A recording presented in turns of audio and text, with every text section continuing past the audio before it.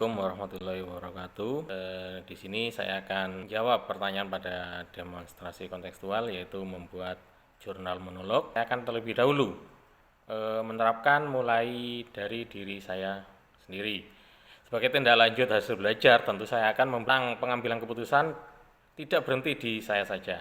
Saya menyadari manfaat pengetahuan tentang pengambilan keputusan ini. Salah satu cara agar bermanfaat yaitu dengan mengimbaskannya kepada rekan sejawat, terutama rekan sejawat dalam komunitas praktisi di sekolah. Rencana saya dalam mentransfer dan menerapkan pengetahuan tentang pengambilan keputusan dimulai dengan melakukan koordinasi dengan kepala sekolah, kemudian menyusun rencana aksi, lalu melakukan analisis kasus terkini yang ada di sekolah, kemudian menyusun materi diseminasi yang kemudian melakukan transfer pengetahuan melalui tatap muka kepada rekan sejawat. Langkah pertama yang saya lakukan yaitu dengan melakukan transfer pengetahuan dalam kelompok-kelompok kecil sesuai rumpun mata pelajaran di mana saya mengajar di mata pelajaran komputer dan jaringan. Kemudian baru saya melakukan diseminasi ke khususnya di rekan guru di sekolah. Langkah awal yang saya lakukan untuk memulai pengambilan keputusan berdasarkan pemimpin pembelajaran adalah dengan melakukan pemetaan. Pemetaan ini adalah melihat apakah termasuk dilema etika pada permasalahan tersebut. Kemudian baru saya menentukan paradigma apa yang ada pada permasalahan tersebut. Di mana paradigma itu bisa dikategorikan sebagai berikut ya. Individu lawan masyarakat, rasa keadilan lawan rasa kasihan, kebenaran lawan kesetiaan, dan berikutnya paradigma jangka pendek lawan jangka panjang.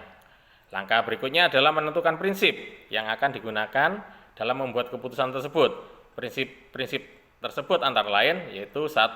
Berpikir berbasis hasil akhir. Prinsip kedua yaitu berpikir berbasis peraturan. Prinsip ketiga adalah berpikir berbasis rasa peduli. Yang terakhir adalah dengan melakukan 9 langkah pengambilan dan pengujian keputusan.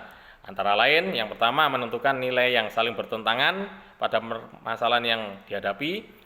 Yang kedua, menentukan siapa yang terlibat pada situasi tersebut. Ketiga, menentukan fakta-fakta yang relevan dengan situasi tersebut.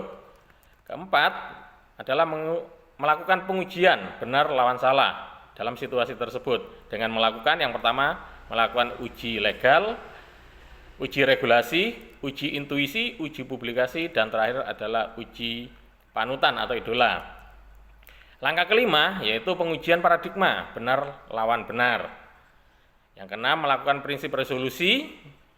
Ketujuh, investigasi opsi trilema yang ada pada permasalahan tersebut.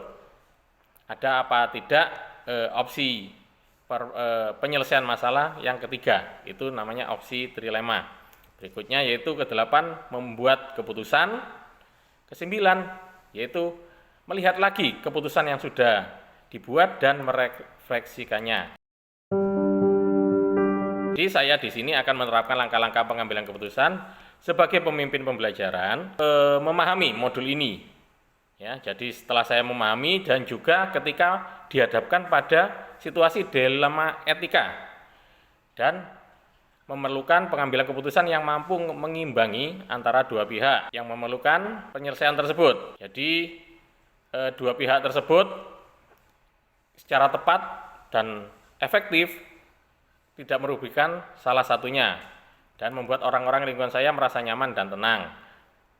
Harapan saya tentunya ketika saya dihadapkan pada situasi dilema etika, saya dapat melakukan pengambilan keputusan dengan menerapkan langkah-langkah pengambilan keputusan berdasarkan 4 paradigma, 3 prinsip, dan 9 langkah pengujian. Nah, kelancaran pelaksanaan langkah-langkah saya berikutnya yaitu saya menyusun rencana kerja, di mana rencana kerja yang saya susun merupakan hasil kombinasi dengan rencana yang telah ada sebelumnya, yaitu pada bulan April sampai dengan bulan Mei 2022, yaitu untuk mentransfer pengetahuan tentang pengambilan keputusan sebagai pemimpin pembelajaran ini.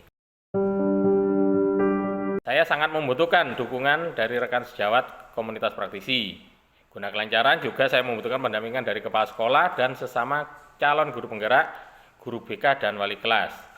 Untuk mengukur efektivitas pengambilan keputusan, saya merasa keputusan yang saya ambil tidak ada pihak yang dirugikan.